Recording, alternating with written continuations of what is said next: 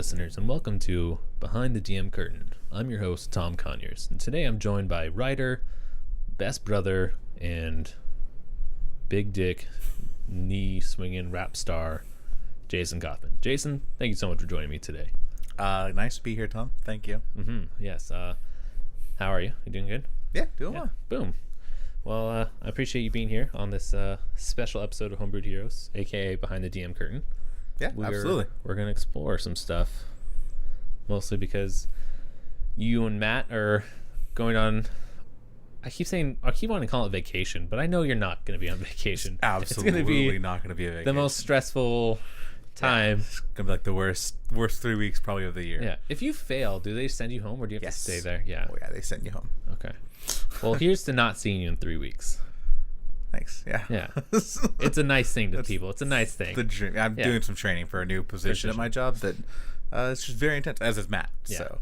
Hence these filler episodes. I wouldn't call them filler episodes. I've actually been really enjoying. Yeah, we planned them since episode 1. Yeah, it was just this is a good time between Trish's maternity leave coming up and us being gone. It's like we might not have an opportunity for another month or so for another good sit down session. Yeah. So and our hopper runneth low. Yeah. So I kind of broke these questions up in some questions for you. And then we'll invite Gavin here, and then we'll wrap this thing up. It's been pretty simple. Your brother did a kick-up job. I've been raving about it so far in every episode. It was like I was talking to Azilkoth himself, but NPR. He's just like, well, no, actually, I had a very rough childhood. But I was like, what the fuck is this? That's awesome. Yeah. So we'll start with an easy one. Nice low ball. What's your name? My name is we're talking to you. Yeah. I'm Jason Kaufman. Jason Kaufman. What are some reasons behind making the character Gavin? Going into this campaign, this obviously wasn't recorded, but our first campaign, I played a dwarven barbarian named Perfecto. He's a lot of fun, but he was very surly and not antisocial, but not super talkative, very straightforward and down to business. I would say he was guarded. He was definitely guarded. Yeah. He was in an unfamiliar area with people he didn't really trust. He's starting to get better, but I just wanted to play someone really different, so I wasn't feeling like I was just carrying the same character over. It was only our second time ever playing D&D.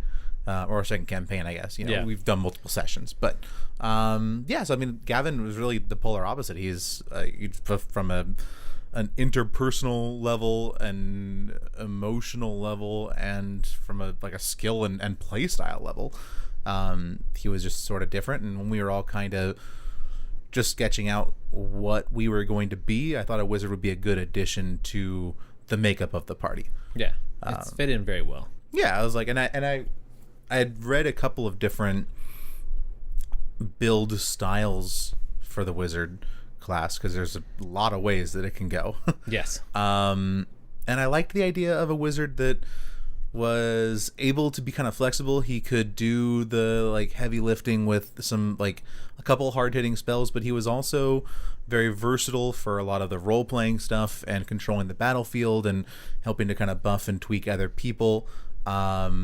So it's been fun. I've been kind of playing around with his kit and trying to kind of figure out what I want to do with him. Yeah. It's been a cool challenge I didn't want to just be somebody that went evocation and was just blowing shit up left and right. There's a time and a place for it, but it's been cool to mess with things like the enlarge and the invisibility. And I think probably my favorite, what do you call it? I guess when it all came together was just a couple episodes ago when we took out the guard towers, and I was able to help kind of coordinate and facilitate that and make that go really smoothly, probably to your frustration.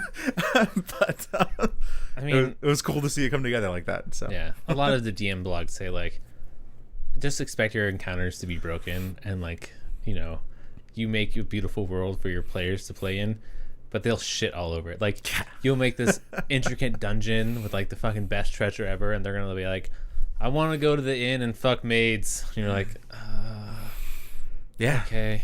does happen. Yeah, so it happens. What are some of your hopes that you hope for like your character in this campaign? Like, I don't want his arc or whatnot. Yeah, I don't really want Gavin to, I don't know, like, obviously I think the temptation in this kind of thing is to have the sort of like roguish pretty boy, like playboy style character to have like a redemption arc, and I don't feel like that's Gavin.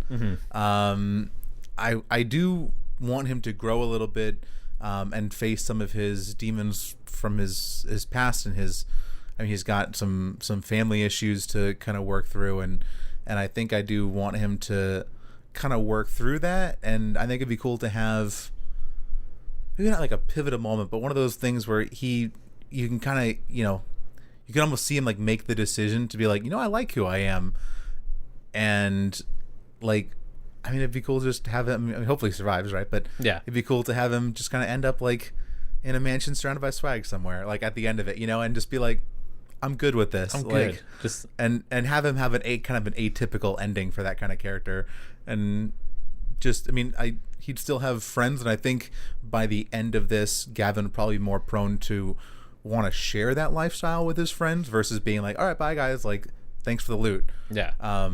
But I also don't see him being like, oh, like, I don't need money. Like, Gavin will absolutely still want all the trappings of wealth, like, at the end. Yeah, when the campaign comes to an end, he most likely not gonna be the one that's like, no. Yeah. Saving the world was enough. He's gonna be like, I just saved the fucking world. Yeah, like he'll like open like a Brill located Playboy mansion, but like have everyone live on site. Like, if you guys want to chill here, my door is always open, kind of thing. Like I think that was sort of the best case scenario end for Gav. How are you enjoying the campaign so far? Is there anything you've like really stood out to you, or is there little things you would like to change or improve upon? Yeah, so far I love the campaign.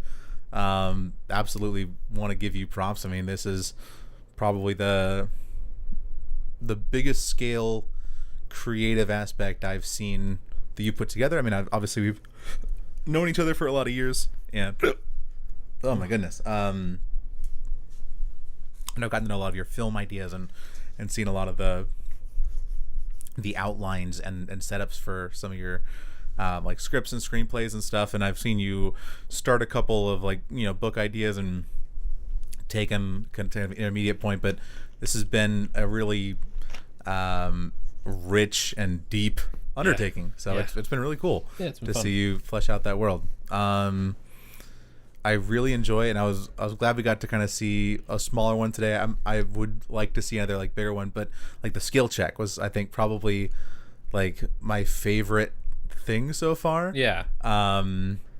It was cool to have it like so down to the wire, like it was I want to work more in, but it's like one of those fine balances where it was such a cool, unique experience. Don't want it to be an overuse. I don't want mechanic. to overdo it. Yeah, absolutely. So, but it is very cool. Like I'm looking forward to the next one. But if every other episode was saturated with them, they'd lose their impact. Absolutely. But definitely, it has me kind of like on the edge of my seat. Like, oh man, like when's the next like good big skill check gonna be? Because that was cool. Yeah. As far as things I want to tweak, I know we talked a little bit about this, and I think this most recent episode that we did was a good example, but just making sure that we're kind of continuing to tweak our balance in our encounters. It's easy for us to like kind of get lost in it because we're there and we're like having it, but listening to it again like as an audio media, I'm it like, kind of drags. I'm like, man, like you can tell like when it's like, oh, it's like a 2.5 hour battle. Like it can drag a little bit, and so, but then at the same time, you have battles where we've plowed through stuff that should have taken longer in like 15-20 minutes, and it's like, oh, that was unexpected. So it's definitely, especially as we progress, I think the nice thing is, as most of us are getting into our 4th level here, or looking ahead, to like 5th level, 6th level, a lot of our major skill bases have kind of come together. We're going to add little tweaks here and there, little things that might be, add an extra die here or an extra thing there. But most of our, I think, balancing mechanics have probably been introduced by now. So it should be a little easier as we progress. and we're not having all of a sudden these new things unlocked left and right. Yeah. Everyone's finding their roles and try to kind of figure out what works and what doesn't, and how to stage things so that we're keeping it interesting but tight. Yeah. But yeah, and it's just going to be a good learning experience. I mean, case in point, we got like 3 characters that are making, I won't say like huge changes, but they're making playstyle changes, like even in this campaign, like this last session of like, I think I want to take my character this way now versus how I've been playing him, so it's fun. Yeah. It's just me also learning like, oh, absolutely, the characters, how you guys are gonna play them, like fucking Travis and Azilkov fucking being able to chain with great weapon fighting and all this stuff, and where he wants to take that character, like I'm terrified. So I'm just like, my poor campaign. But yeah, just like unexpectedly being like, oh, this is how he's gonna use it. Like, definitely gotta be prepared for that. So start with learning our playstyles for sure. Like, I can kind of cater more and be like, okay, well, I'm gonna pick this creature because I know fucking blah blah blah or whatever. Yeah, I mean, sometimes having one creature that'll give us a run for the money might be just as efficient as having 6 regular ones or what have you. So it'll be cool to see how it progresses. But I think we'll all need to be cognizant of that moving forward, and I think we'll be in good shape. Yeah. All right. So this is the point of the question or interview. I'm gonna ask you to leave, Jay, and I would like to invite Gavin to sit in with us, please. Cool. Yeah, sounds good. Thanks for having me on, guys. I will see you guys later. See you around. Hello, Tom. Hey, what's up, Gavin? How you been? Not much. Good. Yeah, I've been good. Yeah. So first, again, real easy question. Can you introduce yourself, please? Gavin Sharp. Boom. Easy. Already nailing it, sir. Just want to let you know. I do what I can. Many skills. We'll just fire these 2 off. Can you give me your race and what's your alignment like? I am a half elf, half human. It seems obvious, but just in case, it's 2017, right? Yeah. We're a progressive society. I guess I'd be chaotic neutral. Would sort of be, I guess, where I'd get placed. I just sort of looking out for numero uno. Yeah. Your party seems to have a lot of halflings in it. Yeah, we definitely have a mixed bag. Yeah. Which was interesting. And I think it wasn't really until like an episode or 2 ago that sort of started to click. Like, realizing like, man, we have a diverse, not just racial, but half-breed selection. Yeah. Which I don't think any of us intended. No, I think it just happened. It just sort of happened organically. It's kind of cool. How would you describe yourself? Let's see. Life of the party, dashing, talented. Okay. Entrepreneur. I mean, probably best wizard ever. Okay. So, humility is probably yeah. It's probably up there. Definitely up there. Definitely, yeah. Awesome. I'm probably the best at being humble. Oh, great. Like I am with many of my skills and talents. Nice. No, all jokes aside though, I definitely do want to grow in my craft, and I set my sights high, and I am relentless in pursuing that. There you go. Speaking of where you want to go, let's talk about where you've been. You want to tell me about your home life? What was that like, and where are you from? All that good stuff. To be frank, pretty terrible. I am from I guess I can't really call it a small town, but it was like a medium sized. It wasn't a huge city. The town was called Marsember. I am the son of a wealthy merchant prince, and a elven mother who I don't know.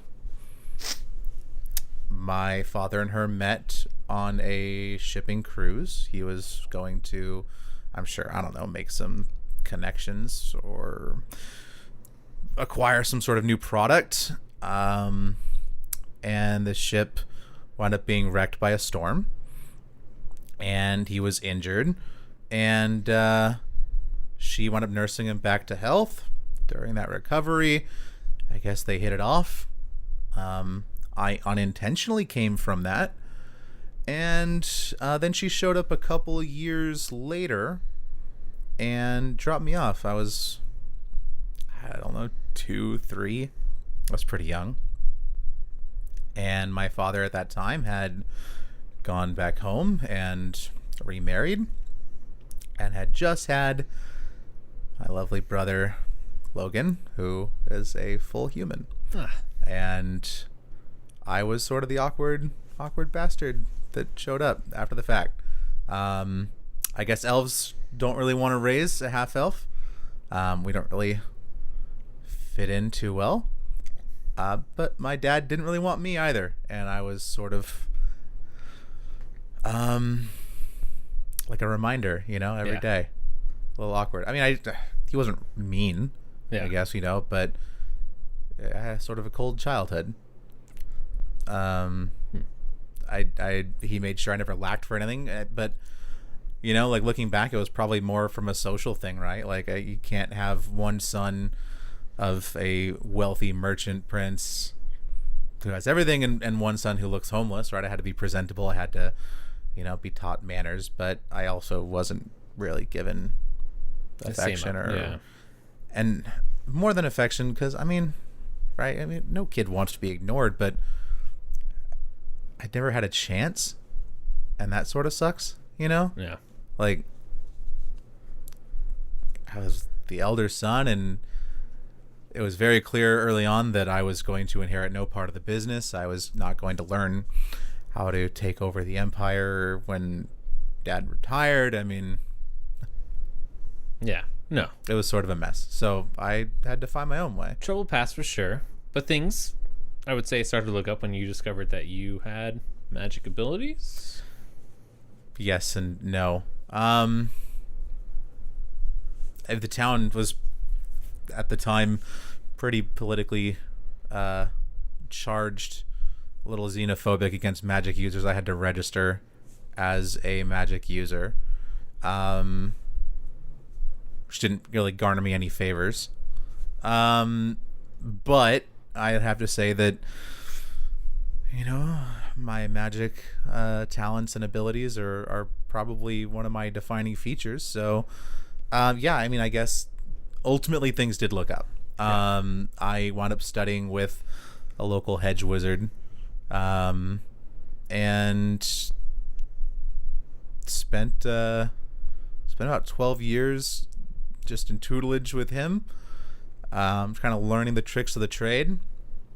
And now I'm sort of out and about and trying to put together a lot of the pieces, and I will say one thing that was never short in supply in my house was advice.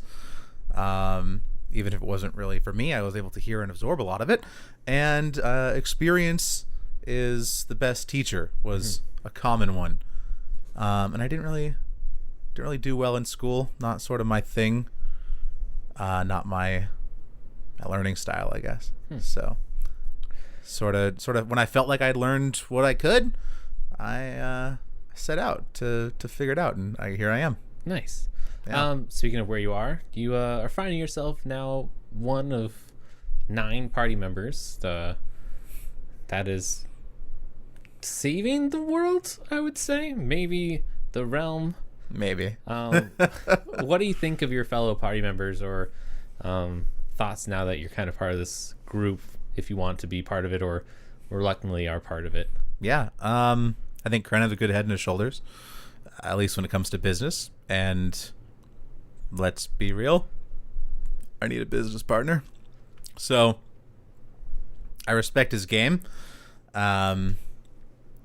He's a little unorthodox with his study and knowledge, but I guess his talents come from somewhere else, so we make concessions. I like what Trist has to offer as a teacher. I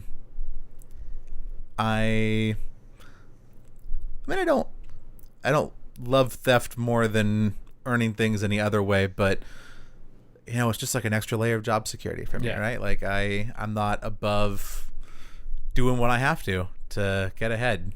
Sort of my whole upbringing was being the underdog, and I think if I had to sum up my life's mission statement, one thing, it's to end up on top by whatever means necessary. Yeah. And so I can respect where she's coming from too.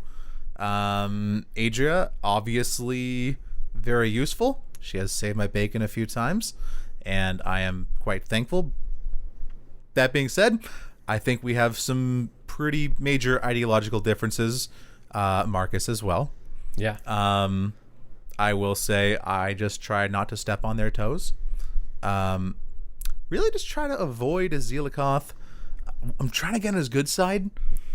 Mostly so it doesn't kill me, though. Yeah. That's sort of... It's probably a good call. Yeah, it's like kind of the end game. Also, I sort of... I guess it wouldn't be terrible if it didn't happen, but I do want him to think I'm useful.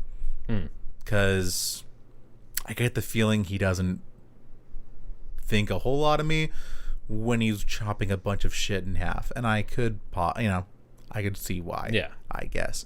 I think I have a softer, more subtle touch. Yeah.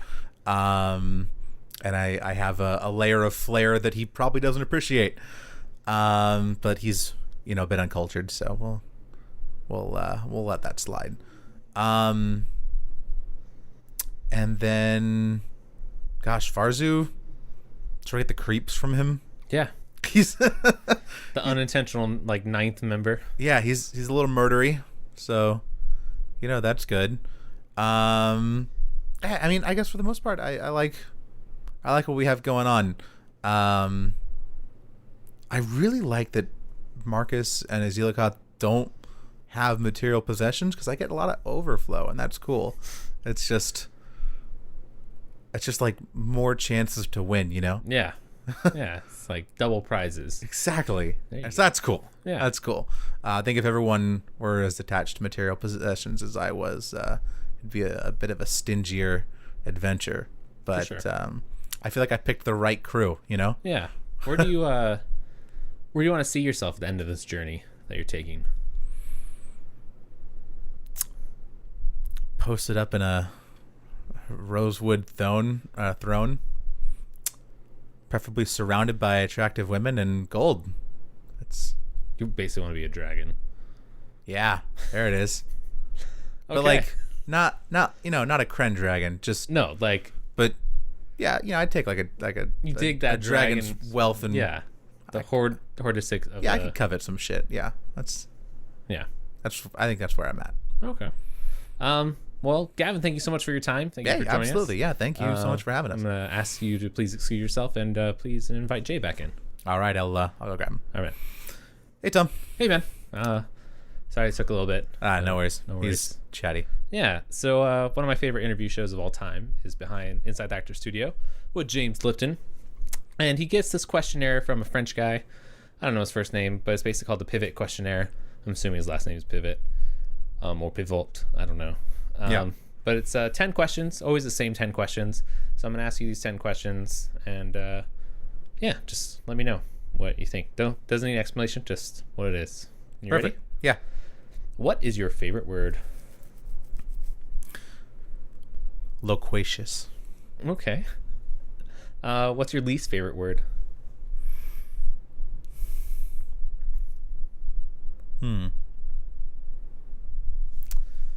Least favorite word.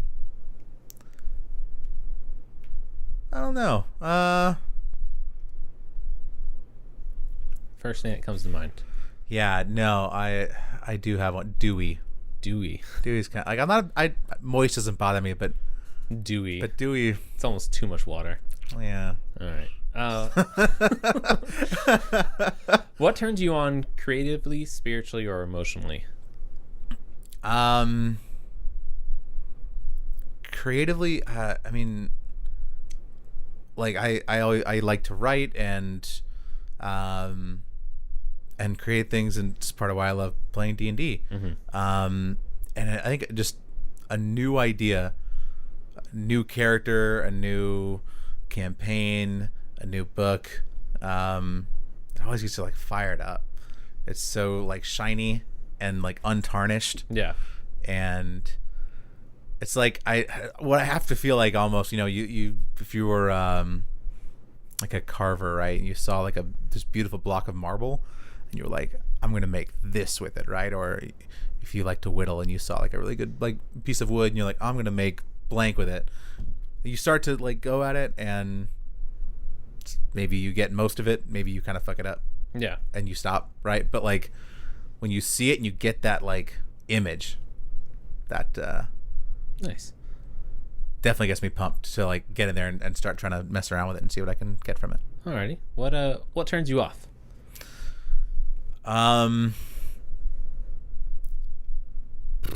Just, I mean, to my point a minute ago, if things start to, get away from you a little bit and you start to kind of compare, and it's easy to say, this is kind of the vision I had for it, this is where it goes. Because I mean, at least for me, sometimes I'll start writing and have a really good idea, but as I go through it doesn't feel organic or doesn't flow, and it'll kind of become something else.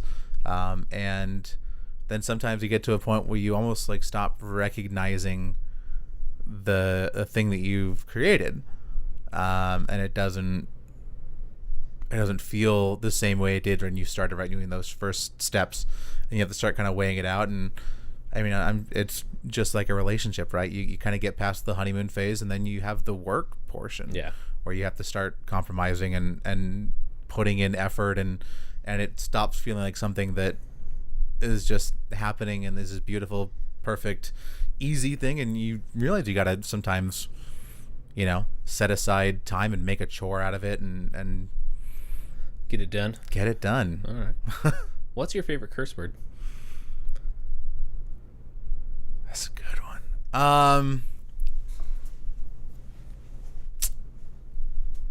mean, probably just like shit, right? Like I feel like that's hits all the good consonants. It does. Like it rolls off the tongue, and it can apply to a whole lot of things. Yeah. Like you can be like, oh shit, like that was good. Or I mean, I think like for me, when I had my motorcycle accident, I only had time to say one thing. Like when I was going down and I said shit. Yeah. Like and it was, I wasn't like premeditated. It just happened. It came out of my mouth.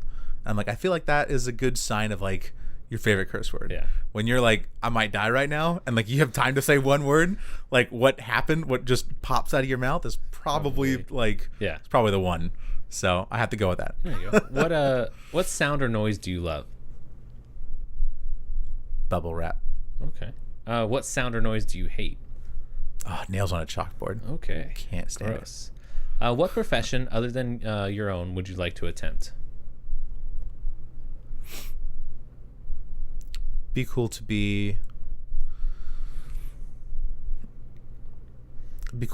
a for me, I think like a maitre d' at like a nice restaurant. Okay. If I didn't have like any, like if money wasn't an issue, I just like interacting with people. Yeah. And I think like, oh, you know what? Fuck that. It was really fun, but I have actually for a long time dreamed of having my own haberdashery. Yeah. And like just like hooking guys up who came in and be like, I'm gonna get you like a nice suit. Make you like look good. I'm gonna get you ready for whatever event. There you go. Like I could absolutely see myself doing that. Okay. What profession would you like not to attempt? Sewage worker. And last question: if heaven exists, what would you like to hear God say to you when you arrive at the pearly gates? Probably like welcome in, right? Right. You did it. Good job. Speaking from Gavin's perspective, it'd probably be something like, I forgive you. Like, but yeah, right. Like it'd be tough to be like, oh, there's the door. Yeah. You didn't make it. So. All right, man. Well, thank you for joining us. Yeah, absolutely. That's awesome. I just want to take this opportunity to thank you. I know I drag you on some crazy adventures and stuff, but I appreciate you sticking this one out and we've had some good times. Where this journey goes. We've had some good times, but I appreciate it. And sticking with me through all the weird setting up recordings and all that stuff. Wouldn't be anywhere else, man. Right? Awesome, man. Well, thank you, listeners, for joining us for this episode of Behind the DM Curtain. And make sure you like and subscribe and check out further episodes on chubbycat.net or on iTunes. All that good stuff, right? And I guess until next time, may the dice ever roll in your favor. Thanks, guys. Bye.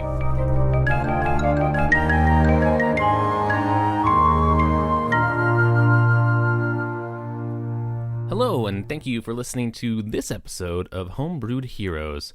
I know it's Thanksgiving, which I for some reason totally forgot about. That's a thing, right? So I know I said it was going to be a normal episode, but that episode's taking me a little bit longer to edit and kind of figure out what I want to do with, just because we did lose about an hour and a half of play recording. So I'm trying to figure out the best way to fill you guys in, but make it still fun and like not boring to listen to. So sorry, but yeah, I hope you guys are enjoying this episode, another episode of Behind the DM Curtain. It's like I said, these were super fun to film, just kind of get a little backstory into the characters and like backstory of why the character was made and whatnot. But yeah, so I hope it's okay. Hope you guys are having a great Thanksgiving.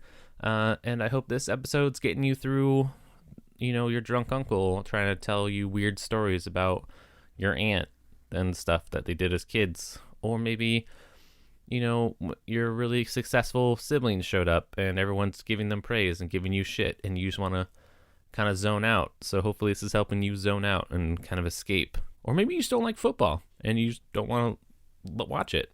That's going to be me. I'm going to be listening to podcasts why everyone watches football. Because fuck football, right?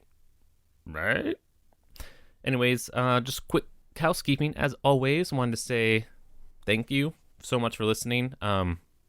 We've grown over the years, which is crazy, and it's all thanks to you guys. So on this day of thanks, I give thanks to you.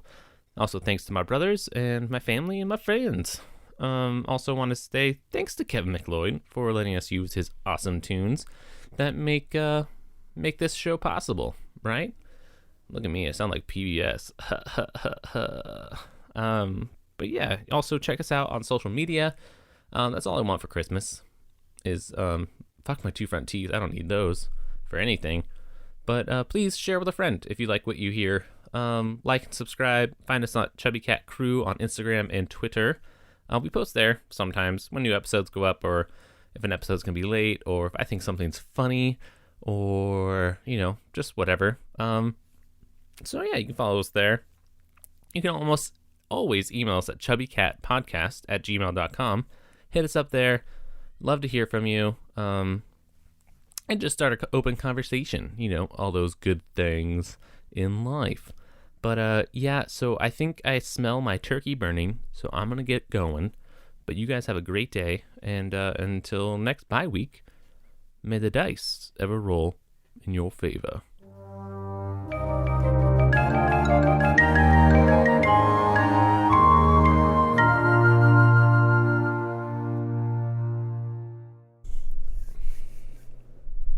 Hello, and welcome to another episode of Behind the DM Curtain. I'm your host, Tom Conyers. Today I'm joined by a man, a myth, a legend.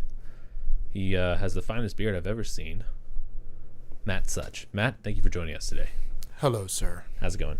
Good. How Good? about you? Doing all right. Full of Chinese food, but other than that, I'm great. Oh, yes. We're going to knock this interview out. Most deaf. But basically, we're going to break it down. I'm going to ask you a couple of questions as you, and then I'm going to invite you to leave. I'm going to invite Kren into the room, ask Kren some questions. Cool. Then we'll invite Matt back in, and then we'll wrap this bad boy up. Cool. All right, man. So we're going to start off with the easy one. What is your name? As you. What do you, my actual name? Yeah, you as the player. My name's Matt Such. Boom. What's up, Matt? Mm-hmm. What's the reason behind making Kren, like the character? I've always been attracted to like the different races. I don't like going with like humans, dark elves. They're all a little bit too cliche for me, so I always end up picking dwarves. Were a big favorite of mine for a long time, and now I felt like Dragonborn was a really good opportunity to kind of stand out from the party.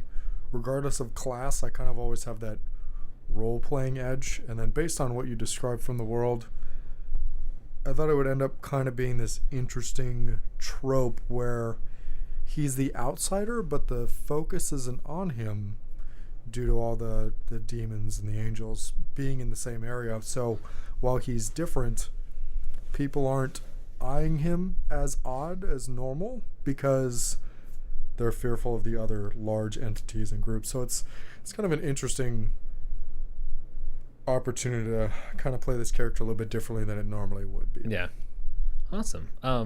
What are some hopes that you have for your character in this campaign? I want to say that one of the big ones, of course, you want to be able to flesh your character out as far as like the types of goals that they achieve, but his is kind of a little bit more broad. He was a little bit more average coming into this. He obviously, being a warlock, he kind of like fell into power. That's the nature of it. He wasn't expecting it, so he was just kind of like a guy. And coming into this so quickly, really the big thing he's after is just knowledge in general. Mm-hmm. He's not really after power unless it's like a way to learn more about the world and travel, see great things. He is a good character as well, so he still wants the best for people, but that pursuit of knowledge kind of dictates everything he does. That's why he ended up getting like a chaotic alignment as well, because sometimes he'll sacrifice a little bit more than he should for the sake of maybe getting his hands on that lore book or that spell book.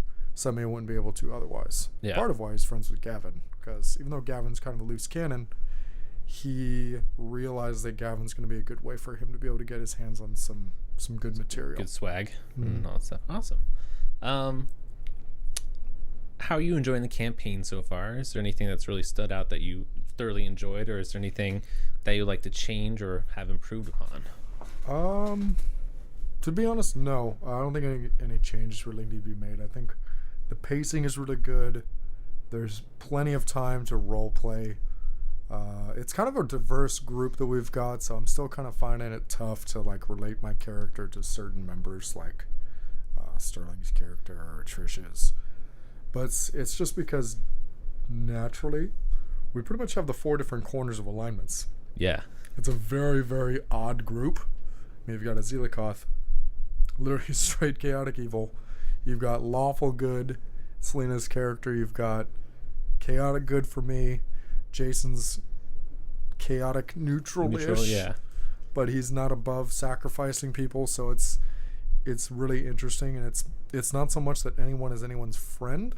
It's more that everyone knows how to utilize someone else in the group to achieve a certain thing. Yeah. So it's a weird setup I haven't seen before, and it's working really well. Plus, I love the environment of this campaign. It's really unique. It's well written, and it's adaptable too. So if we do something crazy, it doesn't really feel like there's not preparation in case we go off the rails, because we're crazy. Yeah, especially with this group. Happens. Yeah. No, it's kind of weird how the group came together, especially with everyone being so odd. Mm-hmm. Like, you guys, that's one thing I've kind of enjoyed, is seeing how the group of the party's like been working together, but like you guys haven't really meta that much of how to work together. You guys have just done it. It kind of falls into place. We've got enough casters and ranged. Azilikoth, of course, is just a battering ram. He's a savage. He'll probably taper off later because that class typically does, but even there's times where like I'll come in with a huge spell, or Gavin will just nuke someone off the map, and it's pretty cool because everybody kind of has their place. Even with Azilikoth the way he is, it's just kind of working well, especially after we ran through the first campaign that we did. Mm-hmm. It kind of helped iron out all the rough parts, so while we didn't have to meta too much, it just kind of falls in place. Yeah, everyone kind of knows the role. Yeah. Alrighty, man. Well, so this is the part where I'm going to ask you to step out. I'm going to invite Kren in to ask him a few questions, so I'll see you in a little bit. Cool. Sounds good. Hello, sir. Hello, Tom. Thank you for joining us here today. Thank you. So I'm going to ask you a few questions, and we'll keep this short and sweet for you, okay? Sounds good. So first, can you introduce yourself, please? My name is Kren Hakar. I do have a brother, Grill Hakar. We don't talk too much any longer, but we both hail from the Bronze family of the Dragonborn. And I'm a warlock I was a merchant, but now I'm a warlock. Okay. It's interesting. You don't really see a lot of Dragonborn warlocks, I would say, but that's pretty interesting way. How did you come across that? Frankly, it was an accident, or I fell into power. It was odd. I was a merchant, of course, and I usually sold wares from mines, raw materials. And one time in a mine, I was helping procure these things and working with the men, trying to figure out what the next vein was going to be that we would hit. And it was a collapse. And I fell, and I actually met a bronze dragon. It was a pretty humbling experience. I would say. And he pretty much, in short, guided me in the ways of the Fae and things that I had never known, because I was just a man who enjoyed learning before this, and I mostly just worked, of course, in the mercantile industry. But this gave me the opportunity to have power and learn more about the Fae, who not many know much of. And I just kind of began to adapt and turn into the warlock you see now. Very powerful, very quickly. Of course, I was one of the strongest when we came into the group. Yeah. So you being a Dragonborn and being a merchant, had being a Dragonborn ever like impeded you in your merchant, or has it always been? Helped. Yeah. It always helped. Nobody wanted to call me on anything because I'm intimidating. It helped quite a bit. Of course, I speak well, which most of the rabble does not. And, of course, by pursuing all these things that I do, I know much about the world. So it actually made it easy. Nice. And you had mentioned your encounter with the bronze dragon. Yes. Not many, I could say, have had a run-in with dragons and lived to tell the tale. Can you elaborate a little bit more on your experience? It must have been fate. Of all the dragon families I could have fallen into a lair of, it was my same scale breed, bronze. Yeah. And he actually threatened to kill me at first, and he actually killed everyone else who fell in with me. And it kind of stumbled upon me last. I was taken aback because, of course, bronze is not the most common family. Typically, you're going to see gold, red, blue, simple ones. So it was an opportunity to try to speak with him, and he had actually made a deal with an archfey, Oberon, long time ago, and he spent the time teaching me. I think he was looking for an apprentice in a way, as he had been to Oberon. Of course, he is far mightier than I am. I'm just a man.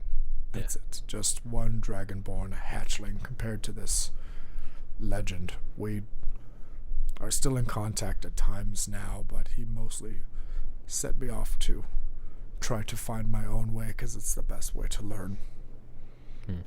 And in your search for power, do you hope someday to match this dragon's power, or just It's not about the power for me. I just want to go back and show him that we're capable of the same level of knowledge that these great elder dragons are. Because, of course, they live for centuries and centuries and acquire so much experience of the world and can recount so many things. I want them to know that there are others who can recite the same tales, remember the same things as them, and it, in a way, will link them to the world again, because they're very separated. Nice. And I feel like that would do my clan proud. Very much so. So I would say through your travels, I would probably spend a lot of time alone in your search for knowledge. Quite a bit. But now you find yourself in the midst of this party. Yes. And not only just in the midst of it, but on a quest to save a long-lost prince, even the realm, or so far as the world. What do you think of your fellow party members and where you guys are going?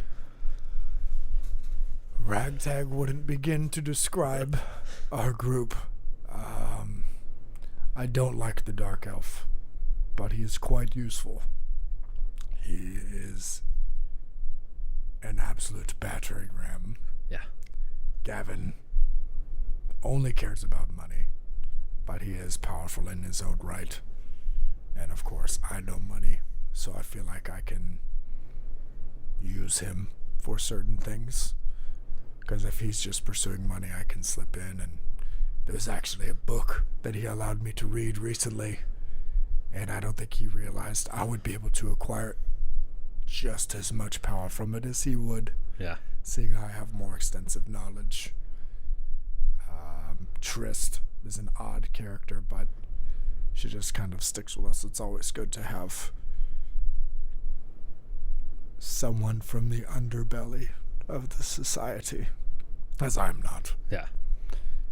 And the last two characters, the monk keeps to himself mostly, and the cleric does as well.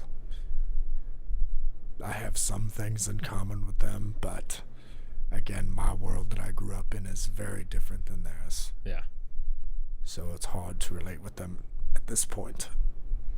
Yeah. So more it's sort of they're serving a purpose and safety in numbers. Yeah.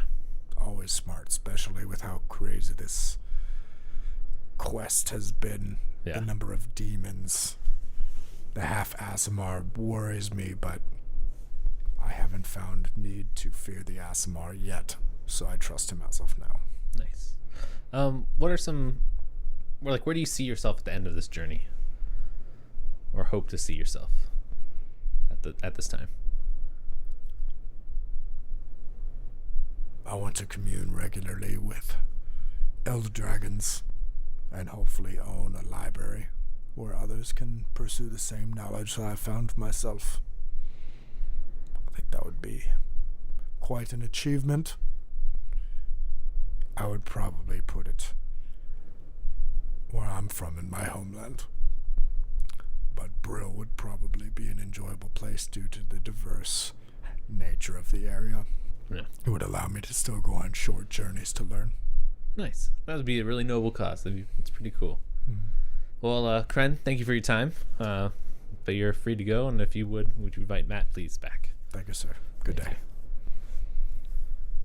Matt. All right, man. Oh, what's going on, man? How's it going? How'd you like Kren? It was pretty good. Good. He's a cool guy. I think it's my favorite part so far of all the interviews is how into it everyone's going. I'm like, yes. My favorite thing about him is like a nugget that I keep reinforcing is that he's very charismatic. Yeah. He can win the room. He can be witty, but he's not the brightest. Again, he fell into this. So while he thinks he knows exactly what he's doing, he doesn't. And it leads to some very odd decisions, some interesting links with the other characters in the group. And it's really apparent just in the way he carries himself. You could tell he thinks he's better than everybody else. Yeah.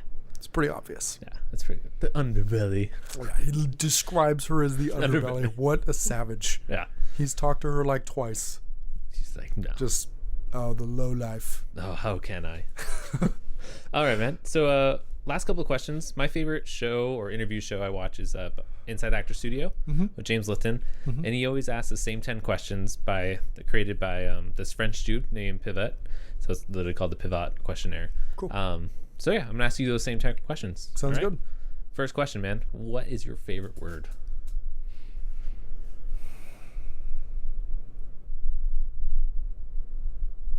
That's a tough one. Because I tend to use like the same 3 awesome vocabulary words, but just beat them to death for like 2 weeks and then they like rotate in. The one right now that I'm using I think is not inequitable. What is it that I've been saying? I think you've heard it. It's like inequitable. Inequitable. It's like the same idea. I'm blanking on it. It comes like like second nature. Indomitable. Indomitable would probably be my favorite word because it sounds awesome. It was the name of an Imperial Star Destroyer in one of the books that I read a long time ago, and it just is such an imperious, intimidating name. It's just a big. It's outstanding. I love it. What is your least favorite word? Cunt. I don't like the way it sounds. Yeah. It's too savage for such a pretty thing. Yeah. I don't like it. Okay, I know this is going to be bad because I don't want to talk about other people's interviews. That's your wife's favorite curse word. Really? Yeah. Or no, maybe it was who was. I could see that. I think it was. Yeah, I don't know. I'll have to listen to the interview, but it was someone's favorite curse word. I don't like the word. Yeah. I don't like it. What turns you on creatively, spiritually, or emotionally? Creatively, rain has always been number one for me. Okay. You give me a rainy day and a notebook, and everything just starts flowing. When I was a younger guy, I actually did a couple D&D campaigns myself. Usually rainy days started that, but it would be drawing, poems, everything. Rain is just kind of like a really tranquil thing for me. Mm-hmm. It's not like spiritual in any like upwards fashion. It's just mostly kind of like a way to center myself and just kind of be like, look how beautiful the world is. Yeah. Like awesome. Regardless of how rough my day is going or how well my day is going, I can kind of bring it back to like, it's just a rainy day. Mm-hmm. Look at how magnificent it looks outside. What turns you off? Noise. Okay. Like people just being loud. Like picture like your like local Starbucks that's just like I'm sure this turns a lot of other people on, is going to like the coffee house. I hate it. Yeah. It's too much pressure. Everyone's like, well, look at me with my laptop typing, and it's just, it feels too pretentious. It's got to be more genuine than that. Yeah, that's where I write this campaign at. So. If it works for you, it works for you. It's sometimes. Just, it's not my cup of tea. Yeah. I can't do it. It gets me out of the house. I get really distracted really fast too. Yeah. See, when I'm at home, I get distracted. I'm like, I can't. If I'm here, I have to be somewhere with no internet. What's your favorite curse word? Fuck stick. Fuck stick. All right. What sound or noise do you love? That's a good one. Hit me one more time. That's like ASMR right there. Dude, it's the best. What sound or noise do you hate? Cracking knees. Oh. Like when an old person goes to get up and they just go. I was gonna see if I because can do my dad works for UPS, okay. So he would always go like, oh, and crack his knees, and I'm just. That can't be good. It sounds like it hurts. Yeah. What profession other than your own would you like to attempt? Realistically, or like in a perfect world? In a perfect world. Well, my dream as a kid was always to be like a professional soccer player, football player. Yeah. And I like the idea and like the glory behind it. There's a lot of pressure, of course, but I absolutely love sports, and not just like an American look. Oh, my team's the best, but like I like the technique and everything in it in a deeper level. I think it would be a blast to like play one season. Yeah. And just like be immersed in the atmosphere, the energy of the stadiums, have so many like kids like dreams riding on you, and just it would be a really interesting experience. Nice. What profession would you like not to attempt? Police officer. Yeah. Looks really hard, and I feel like every 5 years there's like this new vendetta against them. Yeah. Just because like a couple guys are shitty at their job, it brings it down on everyone, and it just seems like even if you're like a parking guy, like everyone just hates you for no reason. For no reason, you just have like, it. Literally, like you're doing the most noble job, besides being like in the military, and everyone just hates your guts. Yeah, seems rough. Last question: if heaven exists, what would you like to hear God say when you arrive at the pearly gates? Let's fucking crack one, dude. Cracking over with or just the sound of him cracking one. Oh. Like as I walk through the gate, just. Oh, the boys are here. Let's fuck, dude. This is gonna be great. That'd be fucking epic. Just not even words. Just. I'm like, oh, this is gonna be lit. This is gonna be the best thing ever. Awesome, man. Well, thank you so much for your time. I appreciate it. I also want to take this moment to thank you for doing this podcast with me. Of course. I know it's a blast. I love doing them. Yeah, I know it's a lot with the recording, setting up, and making schedules and that, but of course, I always appreciate you guys taking the time and making the time. Yeah. I just want to say I love you guys. I love you. Of course. Thank you. You're the best, bro. Thanks for the campaign. It's a blast. Yeah, having fun doing it. But thank you guys so much for listening. Please make sure you check us out, like and subscribe to us. And yeah, I guess until next time, may the dice ever roll in your favor. Thanks, guys. Thanks, man.